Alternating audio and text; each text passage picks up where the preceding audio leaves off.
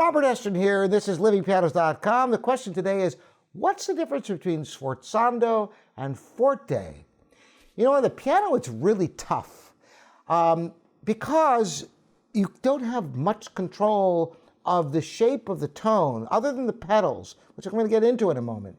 But to understand really what a Sforzando is compared to a forte piano, you sometimes see a forte, and right after it, a piano. It's like, what is it? Is it forte or is it piano? Well, that's what we're going to talk about today. Forte, of course, means loud. So if you see something forte, it's a no-brainer. Everything is played at a high level. Now, the piano is such that when you play a note, it's fading away. So you get that strong attack. In fact, when you play the piano, without pedal or anything, everything is kind of a sforzando, because a sforzando is basically a strong attack. So like, if I were to sing you forte, it would be, ah. A sforzando would be, ah. Whereas a forte piano is a little bit longer, ah. I also play French horn, so all those distinctions of tone on each note is something you could actually achieve with much more precision. So how do you do such a thing on the piano? Well, for example, the Pathetique Sonata of Beethoven starts with a forte piano, and it has one, and the next chord does it. And one technique is to let go of the pedal after the initial attack to make it fade away.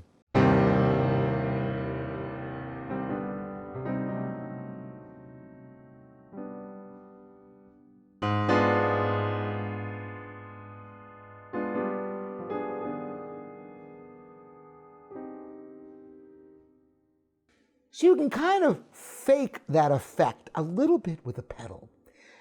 It's a very subtle difference, but little touches of pedal sometimes can create that sforzando effect because we don't have as much to work with on the tone of a note once it's struck. All you've got is the pedals, really.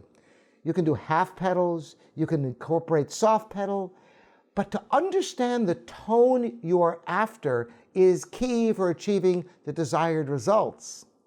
And if you listen to, for example, Vladimir Horowitz's performance of this is very stark in the way he pedals it to get that forte piano effect.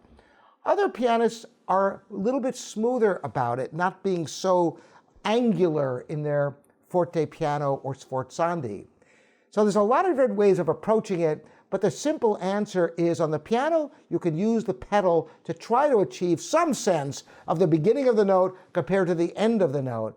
But on wind instruments and string instruments, there's infinite possibilities for the shape of every note. And that's why you see in the score all these different markings of accents, forte pianos, sforzandi, fortissimo piano, all these different things. And you have to kind of understand what the sound would be like if it was played by a symphony orchestra or a string quartet or a brass choir, to get a sense of the sound you are after and try to do the best you can with your hands and your pedaling to achieve the sound that the composer intended.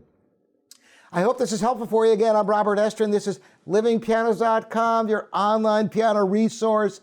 Thank you for subscribing and ringing the bell, and lots more videos coming your way.